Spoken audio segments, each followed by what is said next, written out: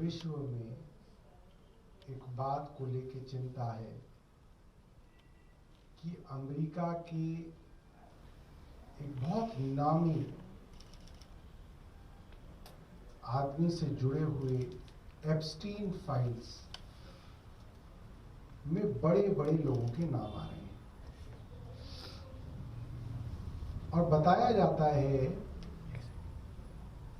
कि एक आइलैंड उस आदमी ने खरीदी थी। उसने अपना एक खुद का टापू खरीदा हुआ था जहां पे अमेरिका और अन्य जगहों से टीनेज लड़कियां, नाबालिग लड़कियों को, कम उम्र की लड़कियों को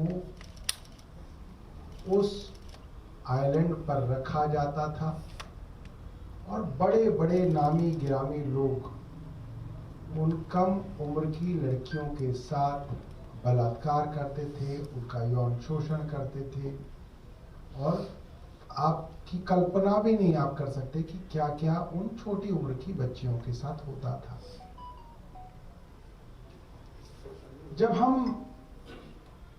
दिल्ली की इस खबर को देखते हैं कि पहले 15 दिनों के अंदर, इस साल के पहले 15 दिनों के अंदर 800 से ज्यादा लोग गायब हो रहे हैं दिल्ली में, ये कोई बहुत बहुत बड़ी खबर है।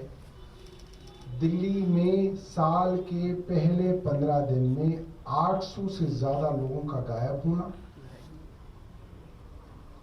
और उसमें ज्यादातर लड़कियां होना, करीब 509 उसके अंदर लड़कियां हैं।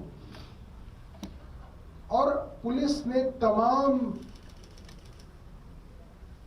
अपनी जो है तैयारियों के बाद भी 800 में से 572 लोगों का पता लगाने में नाकाम रही।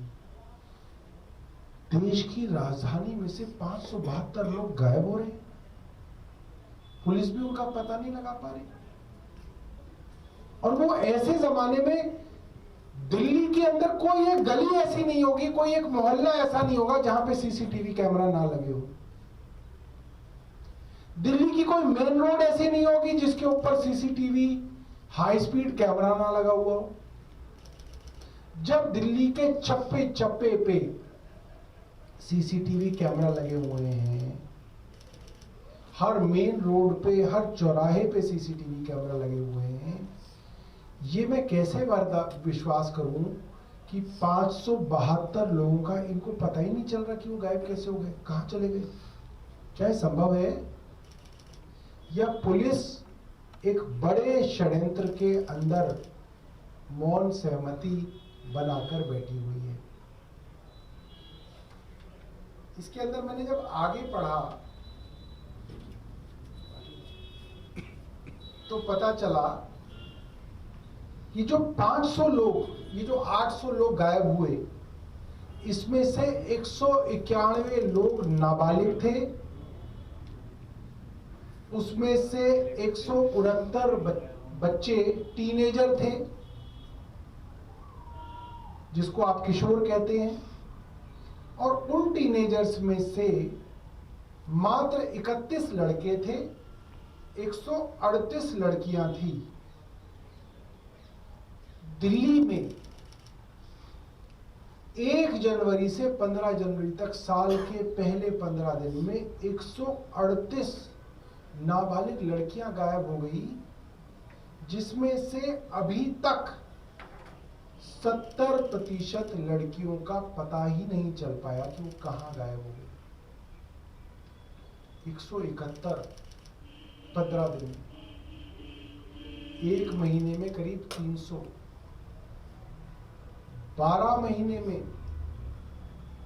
करीब 3,500 3,500 नाबालिग लड़कियां ऐसी हैं जिनका पता नहीं चल रहा दिल्ली पुलिस को कि वो कहां गायब हो गई। क्या आप कल्पना कर सकते हैं उन माँ बाप के विषय में जिनकी 13 साल की बच्ची, 12 साल की बच्ची, 14 साल की बच्ची गायब हो गई और उसका कोई नामो निशान नहीं है। ये वो हैं जिनका नामो निशान नहीं है। 30% का इन्होंने कहीं पे ट्रेसिंग कर लेते हैं। ये बहुत बड़ी बात है। क्या हम निठारी भूल गए? नोएडा के निठारी में एक घर के पास नाले में छोटे छोटे बच्चों के कंकाल मिले, हड्डियां मिली, और वहां से एक जांच शुरू हुई कि एक वैश्य दरिंदा था जो कम उम्र की बच्चियों को बहला फुसला के अपने घर लाता था, हत्या करता था, मृत शरीर के साथ बलात्कार करता था, अपनी हवस मिटाता था, फिर उनके छोटे छोटे टुकड़े काट के नाले में फेंक देता था। उसमें भी किसी को सजा नहीं हुई दोस्तों।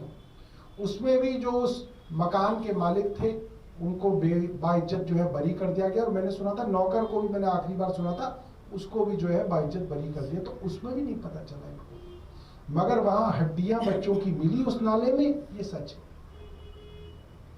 क्या दिल्ली में भी निठारी जैसा कुछ चल रहा है जिसमें पुलिस की मौन सहमति है? क्या दिल्ली में भी कुछ एप्स्टीन फाइल्स जैसा कुकर्म चल रहा है जिसके अंदर सरकार और दिल्ली पुलिस की कोई मौन सहमति चल रही है? इस बात पे चर्चा क्यों नहीं हो रही हमारे समाज में कि उन माँ बाप का क्या होगा जिनकी छोटी छोटी बच्चियां ऐसे गायब हो रही हैं, उनका कोई नामो निशान नहीं है। सो कैसे पाते हैं पुलिस कमिश्नर रात को?